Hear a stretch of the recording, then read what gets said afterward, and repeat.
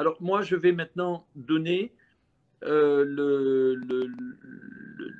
comment cela se passe, parce que bien évidemment, ce que Tal nous a dit depuis le début de l'émission est 100%, je dis bien 100% vrai et ne peut en aucun cas être discutable ou même 1% en douter. Et je le confirme pourquoi.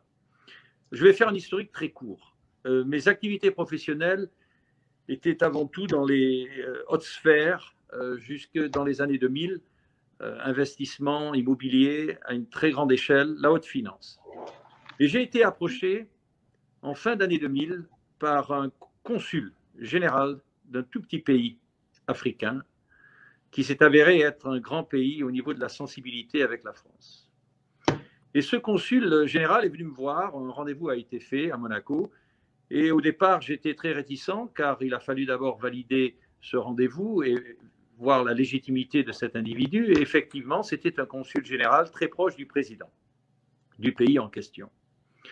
Il est venu me voir en me disant, vous savez, vos activités nous intéressent beaucoup, en particulier vos structures offshore. C'était avant le 11 septembre 2001. Qui dit offshore peut dire aussi tout à fait légitime. Malheureusement, beaucoup de personnes ont utilisé ces structures à des fins de blanchiment de fonds, mais beaucoup de structures offshore sont tout à fait légitimes. Et nous avions à l'époque d'ailleurs un des premiers groupes dans le monde qui gérait ces sociétés. L'approche a été très directe, à savoir, Monsieur Argillier, notre président aime bien ce que vous faites, aime bien vos structures. Vous serait-il possible de vous rapprocher de notre pays et peut-être nous aider à développer l'immobilier? Parce que nous aussi, nous avons une très belle côte près de la mer, au port de la mer, et ce serait peut-être intéressant. Innocemment, bien que étant toujours très prudent, à partir du moment où on est dans la haute finance, on sait toujours qu'il y a une motivation derrière tout cela. Donc, je suis resté ouvert aux négociations et un rendez-vous s'est fait très rapidement après où il m'a apporté, c'était dans une suite, je peux le dire, de l'hôtel de Paris à Monaco, une des plus belles suites, et ce consul arrive et me présente un document écrit à la main d'une page. Et il me dit, voilà ce qu'on vous propose. Alors, je le reçois, c'était un monsieur d'approche très sympathique. Je dis, bon, je me permets de lire ce document. J'avoue que je suis un petit peu surpris et perplexe parce qu'on parle de vous aider dans l'économie d'un pays et vous me présentez une page. Il me dit, monsieur Argillier, c'est comme ça que ça se passe. Je dis, bon, j'imagine c'est ma première leçon numéro 1. Il me dit, tout à fait. Je lis le document. Et le document, en définitive, explique ce qu'ils attendaient de moi d'une façon très directe. Et à cela, je lui dis, écoutez, je me prends une semaine, jour pour jour, je vous donne rendez-vous la semaine d'après et moi, je vous ferai ma contre-proposition. Il me dit, tout à fait. Jour pour jour, une semaine après, même rendez-vous, même suite, ce consul général arrive et il me dit, donc la vôtre, et moi, je lui propose à ce moment-là, non pas une feuille, mais 2 feuilles de papier qui, il me dit, ah ben, vous en avez rajouté une. Je dis, oui, et honnêtement, Tal, cette démarche était pour moi véritablement de ne pas poursuivre. Et j'ai rajouté dans cette deuxième page des conditions qui devaient être absolument inacceptables et qui auraient été 100% impossibles à être acceptées par la haute autorité de ce pays. Et j'avais déjà, au préalable, montré ce document à une, je peux le dire, à une firme américaine qui est aujourd'hui la firme qui s'occupe des affaires de la Maison-Blanche des États-Unis, qui s'appelle Arnold & Porter. Et un de mes avocats m'a dit, monsieur Argillier, c'est très simple. Si vous montrez ce document, surtout, ne dites pas qu'on vous représente. Car notre firme en paiera les conséquences parce que c'est un document grossier. Et j'ai dit, pas de problème, une chose est certaine de toute façon, ce document, je vais le montrer. Maintenant, vous avez l'option, si vous ne voulez pas poursuivre, je retire tous mes comptes avec vous, ou alors on continue amicalement. En tant que firme américaine, ils disent, bon, faites et on verra. Et à ce moment-là, je donne donc ce document à ce consul, il voit le document, Et il me dit, à juste titre, Monsieur Argillier, là, vous poussez la machine un peu loin. Et je lui réponds à ce moment-là, c'est exactement là où je veux en venir. Faites passer à votre président le message suivant. J'ai été très honoré qu'il ait eu une pensée pour moi, pour l'aider à gérer son pays. Mais lui, vous et moi, nous sommes des gens très occupés. Vous voyez qu'il ne peut y avoir aucune condition, sauf les miennes. Elles ne sont pas acceptables. On en reste là. Je vous remercie du déplacement. À ce moment-là, il me dit, Philippe, il passe de Monsieur Argillier à Philippe. Il me dit, donnez-moi 5 minutes, j'appelle le président. Je dis, attendez, alors là, déjà la semaine dernière, c'était une page. Maintenant, vous allez appeler le président devant moi dans cette suite de l'hôtel de Paris. Il me dit, tout à fait. Je lui dis, écoutez, ce que vous allez faire, vous allez appeler le président, mais vous allez sortir de la suite. Moi, je suis là parce que je ne veux pas assister à cette conversation qui, pour le point, déjà me rend un peu mal à l'aise. Leçon numéro 2, j'imagine, on appelle le président immédiatement en direct sur une ligne privée pour négocier un contrat d'État qui aujourd'hui est sur 2 pages, non plus sur une, et qui donne des conditions qui ne sont pas négociables. Il me dit, tout à fait, Philippe, je reviens dans 5 minutes. Et à ce moment-là, ce n'était pas 5 minutes, ça a pris un quart d'heure, 20 minutes. J'avais appelé mon chef de sécurité parce qu'à l'époque, j'avais une logistique, c'était une véritable armée qui était avec moi lors de mes déplacements, privés d'ailleurs. Et mon chef de sécurité me dit, écoutez, c'est très simple, si dans 20 minutes, il n'est pas de retour au bureau, on va aller le rejoindre et on va lui dire qu'il peut quitter l'hôtel de Paris. Je dis, non, non, c'est moi-même qui le ferai parce que c'est un monsieur très sympathique. Il revient, et ce que je dis est à la virgule près exactement ce qui s'est passé. Il revient avec un sourire et il me dit, bravo Philippe, vous avez votre contrat. Génial. Ouais. Le contrat a été signé le 30 mai 2001. Premier contrat d'État que j'ai signé. Je ne savais pas à cette époque-là que ce tout petit pays allait être le pays clé suivi de l'événement du 11 septembre 2001. Et à ce moment-là, j'ai eu la présence d'esprit, le 8 novembre 2001, de créer ma première banque de données. Car du 30 mai 2001 au 8 novembre 2001, j'ai été mis en direct avec la machine d'État. Et c'est cette machine d'État, ces 20 dernières années, qui aujourd'hui m'a fait ma présence ici ce soir sur ce live et a été à l'origine de la création du Rassemblement des droits de l'homme qui a été créé à peu près 9 ans en arrière. Ce qui s'est passé, c'est que en fin novembre 2001, ce petit pays nous a demandé de négocier une partie d'un territoire sur le continent africain pour faciliter l'arrivée de plusieurs dizaines de milliers de soldats américains. Je parle de novembre-décembre 2001. Malheureusement, je ne pourrai pas rentrer plus en détail sur ce live, mais sachez qu'en mars 2003, Bush, président américain, déclarait la guerre à l'Irak, apparemment qui avait l'arme nucléaire, et apparemment l'événement du 11 septembre 2001 s'était avéré être un événement très opportun pour déclarer une guerre qui avait été au préalable largement étudiée par un groupe américain qui s'appelle le Carlyle Group, oui, tout à fait. Qui a été en particulier à l'époque un certain monsieur Frank Carlucci qui était, qui était à la tête de ce groupe qui, je le rappelle, a été formé par le père de Bush. C'est sûr que l'Irak, deuxième réserve mondiale de pétrole, était un territoire intéressant, et l'Afrique, en particulier ce petit pays, était une plateforme intéressante aussi. Depuis lors, Tal, j'ai vécu un cauchemar. 7 jours sur 7, 365 jours par an. Je porte sur mes épaules le poids d'une conscience humanitaire. Je prends des risques, beaucoup de risques. Mais ceux qui m'écoutent et qui savent très bien de quoi je parle, prennent aussi beaucoup de risques.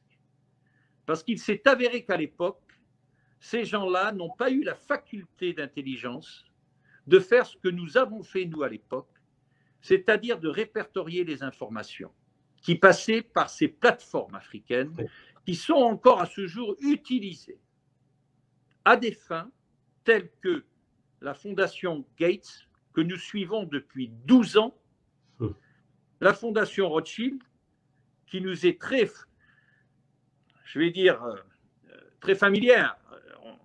Ils nous connaissent peut-être pas, nous les connaissons très bien. Un certain conseiller fiscal de l'époque qui s'appelait Emmanuel Macron s'est avéré être président de la République française. Oui. Un individu qui ne nous intéresse absolument pas, car il fait partie d'un système que nous connaissons depuis plus de 20 ans. Par contre, ce montage, ce formatage que tu as, toi, le courage de dénoncer d'une façon médicale, j'ai moi le courage de les dénoncer d'une façon gouvernementale. Et c'est la raison pour laquelle je suis présent ici en France aujourd'hui. Et ces Françaises et ces Français qui ont douté jusqu'à présent du rassemblement des droits de l'homme, ils vont à l'encontre même de leur propre sécurité. C'est clair. Je rappelle, le rassemblement des droits de l'homme est une formation politique, mais oubliez cette formation politique. Bien évidemment, l'idéologie est avant tout un mouvement humanitaire. Mais bien au-delà de cela, le RDH est un gouvernement en lui-même. Pourquoi?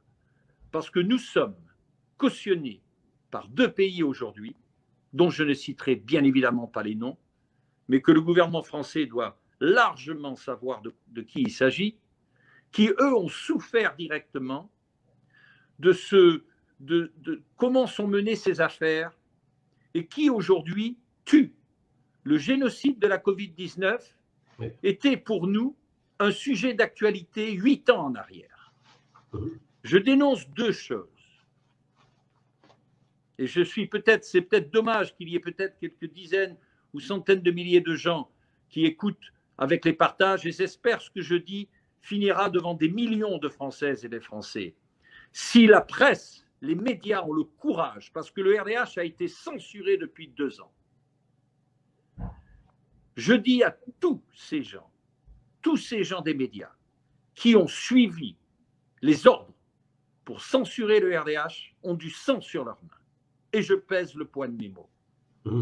Car à cause d'eux aujourd'hui, des gens meurent tous les jours en France, alors que si le RDH avait eu accès à partir de 2019 aux médias, on aurait pu donner des informations qui auraient été plus que pertinentes et qui auraient probablement changé la donne de la vaccination dans notre pays. Donc, j'accuse aujourd'hui tous les médias, sans exception, d'une collaboration directe, d'un génocide humanitaire. Et de toute manière, à tous les médias qui m'écoutent, sachez qu'un jour ou l'autre, la voix du RDH sera portée et porteuse. Car rien n'empêchera l'amour qui est la fondation même de ce mouvement, de cette entité. Et oui, il existe des gens qui ont le courage de dénoncer cela à titre de gouvernement. Donc ce que Tal a expliqué jusqu'à présent, je valide l'entièreté. Effectivement, cela fait partie d'une pandémie. Effectivement, cela fait partie d'un formatage. Effectivement, depuis ces 2 dernières années, on vous a mis dans la panique. En vous mettant dans la panique, c'était une stratégie. Sachez-le, il y avait 2 grands agendas. Il y avait la traçabilité financière, 11 septembre 2001, qui a permis de mettre un coup de massue sur tout ce qui était haute finance et sociétés offshore, qui permettait non pas de financer des groupes islamistes, mais qui permettait de faire des affaires à très haut niveau sans pourtant blanchir des fonds. Le 11 septembre a donné cette voie pour permettre une traçabilité financière, c'est-à-dire que chaque individu qui n'appartenait pas aux 1% qui dirige les 99% avait, à partir du 12 septembre 2001, aurait été suivi dont une loi qui s'appelle la loi FATCA en France, qui est autorisée à l'intérieur de nos frontières et qui est plus que scandaleuse. Car cette loi de FATCA, pour vous situer, chaque résident ou citoyen américain qui sont en France, toutes les banques françaises sont obligées d'informer le service du fisc américain que tel ou tel individu a tel compte et fait telle chose. Et tout cela sur le dos du terrorisme. Alors moi, je peux vous dire une chose, que ni Daesh ni Al-Qaïda est financé par qui que ce soit des gens qui étaient derrière ces sociétés offshore. Bien sûr. C'est c'est tout à fait un autre sujet. Et je vais même plus loin. Il s'avère que nos interventions militaires sur certains territoires, y compris sur les territoires sensibles, pour, soi-disant, faire en sorte de surveiller et peut-être même de sortir certains groupes terroristes, moi je peux vous dire que les vrais groupes terroristes ne se situent pas littéralement dans ces territoires. Nos interventions militaires sont purement ancrées sur des accords géopolitiques qui ne ramènent rien aux Françaises et aux Français, il faut le dénoncer. Aucun parti politique aujourd'hui, ni leader politique, tous confondus, Mélenchon, Le Pen, LaREM, qui vous voulez, qui que ce soit, a aucune autorité et aucun savoir de ce qui se passe sur ces accords géopolitiques. Seul ce groupe de consultants qui était en direct depuis 15 ans connaissent à cœur ouvert ce qui se passe. Et aujourd'hui, la France a une opportunité unique à travers le Rassemblement des droits de l'homme, non pas pour imposer un Philippe Argillier ou même imposer un parti politique, loin de là. C'est uniquement pour vous apporter une justice humanitaire et financière. Car je vais vous dire une chose, malgré tout ce qui se passe aujourd'hui en France, malgré tous les gens que je salue et que j'admire, y compris Richard Boutry, Tal Chalère, aujourd'hui, Louis Fouché, je peux tous les citer, les gens qui sont à la tête de nouveaux réseaux, qui parlent, qui rassemblent pour éveiller tout cela. Bravo, et je les soutiens à 100%, mais sans les casser. Vous devez savoir qu'il existe une réalité que ni vous, ni personne ne pourra changer. Celle de faire face à la machine d'État. Et seule une autre machine d'État peut faire face à une machine d'État. Et c'est pour cette raison que le système en place n'est pas vraiment inquiet. Il l'est parce qu'il y a quand même un éveil important. Mais la stratégie ne changera pas si vous n'arrivez pas à faire face avec une autre machine d'État qui peut décoder les codages de cette machine d'État. C'est un peu comme une arme nucléaire. Faut-il encore avoir les deux clés? Il existe la clé officielle et à ce niveau-là, c'est la clé officieuse. Et la clé officieuse, c'est le RDH qui l'a. Donc sachez-le, c'est une vérité absolue. Et qui que ce soit, n'importe quelle entité, quelle qu'elle soit, qui va à l'encontre de cela, va directement à l'encontre de sa propre sécurité. C'est vrai. Voilà. Donc, ce que je dis là est d'une importance capitale, comme toi, Tal, ce que tu as dit, c'est d'une importance capitale parce que c'était directement lié à la santé. Et effectivement, c'est une pandémie. Effectivement, tout cela a été calculé. Et nous-mêmes, derrière les coulisses, nous avons été les premiers témoins. Voilà. Donc, la seule chose que je peux espérer, et c'est ce que j'ai d'ailleurs le message que j'ai donné à tout le monde, à tous ces gens, avec tout ce qu'ils font, c'est de rester et de continuer ce qu'ils font, mais avant tout, de se réunir autour du Rassemblement des droits de l'homme, car, une fois de plus, cette entité a les moyens, a la machine d'État derrière elle pour pouvoir faire face à cela. Et je terminerai en disant une chose, parce qu'on m'a, dès le départ, immédiatement reproché en me disant, en pensant que j'étais là pour éventuellement me présenter aux élections présidentielles d'une future élection et que le RDH était avant tout un parti politique qui avait un agenda autre que celle des Françaises et des Français. Alors moi, je vais être très clair là-dessus, et je l'ai toujours dit. Jamais je ne me présenterai au poste de président de la République, car je n'ai ni l'arrogance, ni, je vais dire, ni l'égoïsme pour le faire. Par contre, et je l'ai toujours dit, si les Françaises et les Français, avec cet éveil qui se passe, avec les informations qu'on leur donne, et je vous dis d'ailleurs, depuis ces 5 dernières années, chaque Française et chaque Français ont vécu l'actualité du Rassemblement des droits de l'homme au travers des banques de données, en France et à l'étranger, qui ont fait la une de tous les médias. Simplement, à cette époque-là, ce n'était pas sous le nom du RDH. Pour revenir à ce que les gens, dès le départ, m'ont dit, vous êtes là pour espérer un jour de présider ce pays. Jamais.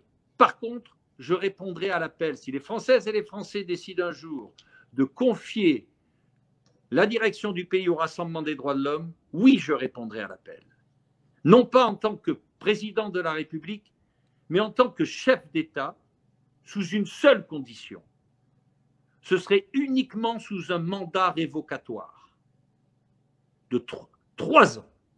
C'est-à-dire, je suis tellement sûr de mon coup, au travers d'un cahier des charges et non pas de promesses politiques, que je peux, et j'ai l'arrogance de dire qu'au travers du Rassemblement des droits de l'homme, avec les pays qui nous soutiennent, avec les accords géopolitiques que nous avons déjà négociés à plus de 60%, 6 ans en arrière, de changer l'entièreté de la dynamique de notre pays, y compris celle des autres pays. 36 mois. Je propose aujourd'hui, et je m'engage, que si je répondais à l'appel, un référendum soit fait à date échéance, au 36e mois, et aux Françaises et aux Français de décider si oui ou non le RDH a pu faire véritablement à l'entièreté de son cahier des charges. Peut-être oui, peut-être non. Et si c'est le non, ce sera à eux de décider à ce moment-là s'ils veulent ou pas que le RDH continue à gérer le pays. C'est pour ça que je dis aujourd'hui un mandat révocatoire est non pas indispensable, mais vital. Et je me pose la question si n'importe quelle personne qui se présente pour 2022 aurait le courage d'établir sa campagne sur un mandat révocatoire. Je doute fort, car ces gens-là sont avant tout là pour eux. Ils vous mènent en bateau tous les 5 ans. C'est un système qui est établi et qui ne changera pas, sauf s'il y a un changement, celle qui sera drastique, à savoir on éradique l'entièreté du système en place. On négocie en rien avec l'existant. On casse à 80% les accords géopolitiques avec tous les autres pays qui existent. Et la France a la capacité et les moyens de le faire, car elle est la 6e puissance mondiale, rappelons-le. À ce moment-là, je garantis, avant le 36e mois, que la géopolitique dans le monde entier sera différente. En commençant par l'avis de toutes les Françaises et de tous les Français, sous une échéance de 6 mois après 2022, qui verront leur vie quotidienne drastiquement changer en mieux. Car le seul moyen de faire et de s'activer, c'est d'être pur dans sa démarche, sans avoir aucun agenda personnel. Philippe Argilier n'a aucun agenda personnel. Cette démarche, il le fait parce que des années en arrière, il a vécu un événement dramatique dans sa vie privée qui a changé la donne entière de sa réalité, qui a remis les pendules à l'heure. Et ensuite, il s'est avéré être pris dans un système d'État où il a su répertorier les informations. Aujourd'hui, il y en a 4 de banques de données. Pas 5 ni 3, 4. Et certains groupes médiatiques se nourrissent de cela comme Mediapart, mais bien entendu, qui, eux, n'ont rien voulu entendre parler du Rassemblement des droits de l'homme. Alors, moi, je vais vous dire à toutes ces personnes, à tous ces gens, comme tu disais à juste titre, Tal, qui pensent, mais qui s'inquiètent aujourd'hui, effectivement, ils ont de quoi s'inquiéter, car grâce à cet appareil qui me permet aujourd'hui de m'exprimer devant toi, devant mon équipe de communication et devant toutes les Françaises et les Français, et même ceux à l'étranger qui m'écoutent, c'est une arme absolue. Ça, c'est l'arme. Parce qu'on peut remettre l'information. Et effectivement, à nous de décider quelle information on remettra, dans quel timing on le fera, et sous quel formatage de stratégie on le fera aussi. Car cette fois-ci, la donne est différente. Et effectivement, ce que tu as dit sur Bill Gates, c'est un monsieur qui va devoir rendre beaucoup de comptes. Parce que c'est une chose de spéculer et de penser effectivement et d'avoir certains éléments sur certains pays africains de ce qui se passe. C'est une autre d'avoir pu répertorier aussi bien en contrat, en audio et en vidéo, tout ce qui s'est passé derrière les coulisses et qui affecte aujourd'hui le monde, et en particulier ce génocide qui est la Covid-19. Et ce vaccin, qui n'en est pas un, qui est une injection. Voilà. Et je vais même plus loin. Ils ont réussi dans la panique à créer un véritable carnage dans les propres familles, où moi-même, aujourd'hui, j'en paie les conséquences. J'ai 2 enfants et j'essaie par tous les moyens de leur faire comprendre, bien qu'ils me font confiance, mais malgré tout, ils sont là devant les médias et cette propagande, ils se posent des questions. Et il m'arrive aujourd'hui, dans ma propre famille, à avoir ces débats. Alors, je vais vous dire une chose. À un moment, on dit stop et fin. J'espère qu'une seule chose, que chaque Française et chaque Français prennent cet éveil, comprennent qu'il existe véritablement aujourd'hui une entité qui peut couvrir l'entièreté. C'est une sorte de blindage et de faire face à ce système. Car seul, à ce jour, le Rassemblement des droits de l'homme a la possibilité de changer ce système, et ce, dès avril 2022. Voilà ce que j'avais à dire. Ça peut sembler brutal. Comme toi, Tal, je n'ai pas écrit des livres comme toi. Par contre, j'en ai écrit un qui a été écrit, qui n'est pas encore publié, qui s'appelle Le Créancier. Et je terminerai là-dessus. Pourquoi Le Créancier? Parce que peut-être, et il faudra lire entre les lignes, en tant que consultant de gouvernement, on est dans la très haute finance. Et les sommes que nous devons recevoir, ce sont des sommes très importantes. C'est-il avéré qu'au même moment où la première banque de données a été créée, j'ai créé un système de créances avec 2 pays. Et je leur ai dit, voilà, c'est très simple. Ce que vous allez faire, ce qu'on me doit, c'est tellement grossier, vous allez garder dans vos comptes que je connais bien, parce que quelque part, je les gère, sur certaines banques nationales. Vous allez garder mes comptes. Et le jour voulu, peut-être que je récupérerai mes créances. Aujourd'hui, ces créances, non pas par le montant qu'elles représentent, bien que cela représente plusieurs milliards d'euros, mais dans un système d'État, c'est un week-end.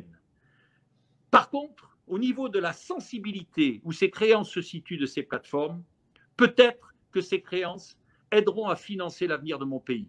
C'est tout ce que je peux dire. Voilà. Je terminerai là-dessus. Je terminerai en te remerciant, Tal, de ton courage, de tout ce que tu fais, de tes livres incroyables. Je sais que mon épouse est très proche aussi de cette démarche et elle t'en félicite et te remercie. Probablement, on aura l'occasion de se connaître. Sache que le siège social du RDH est à Nice. Les portes sont grandes ouvertes aussi à toi et à ton épouse. Merci. Et peut-être que de vive voix, on aura aussi la possibilité de rentrer peut-être un peu plus en détail et surtout, on lira peut-être entre les lignes. Toi, écrivain de haute envergure. Voilà, je te remercie. Est-ce que tu as quelque chose à rajouter, Tal? Non, je suis très heureux d'avoir entendu tout ça. Et je pense que cette dynamique, on va avoir le succès, c'est obligé. Parce que le système ancien est tellement perturbant et perturbé qu'il va bien falloir qu'on passe à autre chose. Et je crois que tout ce que tu as dit va vraiment dans cette ligne d'un changement qui va se faire, non pas dans la violence, mais qui va se faire dans la prise de conscience et la responsabilité individuelle. Je crois que c'est vraiment ça. Tout à fait. Que chacun devienne souverain, se prenne en main, et ça va créer une nouvelle façon de voir les choses. Tout à fait. Et donc, cet éveil de conscience aujourd'hui peut être positionné sur cette machine d'État qui, elle, peut vraiment faire face à cela. Et je vais terminer parce que les gens se posent beaucoup de questions sur les banques de données. Qu'est-ce qu'une banque de données? Alors moi, je vais vous dire ce que c'est une banque de données. C'est très simple. Vous pouvez en créer une demain matin, si vous le voulez, et si vous savez comment procéder. Je vais vous donner un petit secret. 8 novembre 2001, certaines négociations se faisaient sur certains territoires, et je me suis dit, ce qui serait intéressant, c'est de répertorier l'information. Alors, en métaphore, comment on fait? Je vais prendre la métaphore de quelqu'un qui achète un appartement, une résidence. Il va aller chez son notaire, et le notaire va répertorier toutes les informations de l'acquéreur et du vendeur. Date de naissance, adresse, et on va avoir l'entièreté du dossier de tout ce qui se passe. Et aujourd'hui, d'ailleurs, ils vont me mettre devant un écran. Vous êtes d'accord? D'accord, très bien, très bien. Les clients, acheteurs, vendeurs, très bien, on signe. Ce qu'ils ont au passage, le notaire, dès que les clients sont partis, ce qu'il va faire, il va remettre l'entièreté du dossier à son clerc de notaire, à la personne qui n'était pas au rendez-vous, à la personne qui ne gagne pas 15 ou 25 000 euros par mois, il en gagne peut-être 2004 ou 2005, mais lui, dans son petit bureau, jusqu'à 20 heures, va répertorier l'information. Voilà comment la première banque de données a été créée. Je vais vous dire, à l'époque, il y avait effectivement les consultants qui mettaient les pays ensemble, mais ensuite, tout ça a été répertorié, bien évidemment, par des clercs de notaires de gouvernement. Et ces gens-là étaient exploités. Et nous, gens de cœur, avons dit, c'est pas normal. Vous mettez des données qui représentent des centaines de millions d'euros, et dans certains pays, vous recevez un salaire de 180, 220 euros par mois. Vous savez ce qu'on va faire? Parce que nous sommes des gens généreux et nous compatissons et nous sommes très empathiques. On va vous donner un peu plus, et vous savez aussi très bien que ce qui se passe n'est peut-être pas très correct. Et c'est comme ça qu'on a pu créer et commencer à répertorier des informations, tout simplement. Hein. Les premières informations se négocient à quelques milliers de dollars, les dernières à plusieurs milliards. Voilà. Et aujourd'hui, voilà comment ça se passe. Mais maintenant, absolument rien d'illégal. Au contraire, une transparence totale. On n'a obligé personne. Les gens vivaient mieux. C'était à leur choix de décider ou pas. Et nous, il n'y a aucune loi aujourd'hui qui interdit de s'informer et de garder l'information. S'il y en a une, qu'on me la présente. Voilà. Donc le message à tous les gouvernements aujourd'hui, en particulier au gouvernement Macron, sur lequel je n'ai rien à redire véritablement, parce que c'est ni Macron, c'est un système qui est en place, une fois de plus. Je ne vais pas m'adresser à cette personne qui est avant tout qui était un financier pour une fondation connue. Voilà. Donc, j'ai d'autres financiers, j'ai d'autres personnes auxquelles je peux m'adresser pour cela. Mais je m'adresse au système qui est en place derrière Macron, et en particulier ces gens du CAC 40, tous ces gens-là qui utilisent nos plateformes aussi. Participez à cet éveil. Participez à cet éveil de conscience, et c'est le conseil que je leur donne. Car aujourd'hui, le formatage n'est plus le même. C'est une question de temps. Donc, je sais que vous êtes des gens intelligents, c'est un message que je leur fais. Rapprochez-vous pas du RDH, attendez peut-être encore quelques mois. De toute façon, vous n'aurez pas le choix. Car seul le RDH décidera de ce qui se passera en France au travers du RDH. Et j'insiste bien là-dessus. Seul le RDH a cette autorité. Voilà. Sur ce, Tal, je te souhaite une excellente soirée. L'invitation est ouverte sur Nice. Tu peux m'appeler toujours en privé quand tu veux. Céline, Séverine, Valérie, Cyril et toute l'équipe de communication, je vous embrasse tous. Vous êtes tous là pour le même combat. Je vous admire. Le RDH est un mouvement de résistance. N'ayons pas peur de le dire. Mais sachez qu'une chose, que ce qui nous mène aujourd'hui, ce qui nous motive, c'est l'amour qu'on a. Et ça, rien ne peut contrer cela. C'est la force de l'amour, la force de la transparence et la force de la vérité pour que finalement on puisse non pas dire « vive la France », mais bien « vivre la France ». Je vous embrasse tous. Bravo. Au revoir. Merci, merci beaucoup. Merci beaucoup, Philippe. Toi, merci. Merci, Philippe. Merci. Merci, merci. Tu as un petit mot à ajouter? Non, vivre la France, je trouve très bien. Et vivre l'humanité plutôt que de sous-vivre. Globalement parlant, c'est exactement ce que nous faisons avec toi, avec l'aide de combattants comme toi. Et je t'admire véritablement, et encore bravo et merci d'exister, Tal. Merci, merci beaucoup. Très bonne soirée à tous. Merci. Au revoir. Et vive Alors le moi, RDH. je vais clore la parenthèse un moment avec Tal Chalère. Donc un grand merci à vous tous, effectivement. Oui.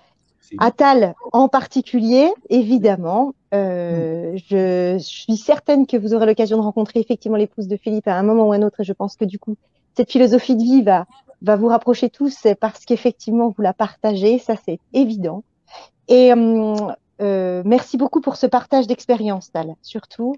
Et il y a quelque chose qui m'émeut par-dessus tout, c'est que pour toi, la vie, c'est vraiment une quête, mais c'est la quête du meilleur. Et ça, c'est chouette, parce qu'on n'a pas besoin de se faire souffrance qu'on a avec toi. C'est juste un médicament d'être avec toi. Donc, c'était un vrai bonheur.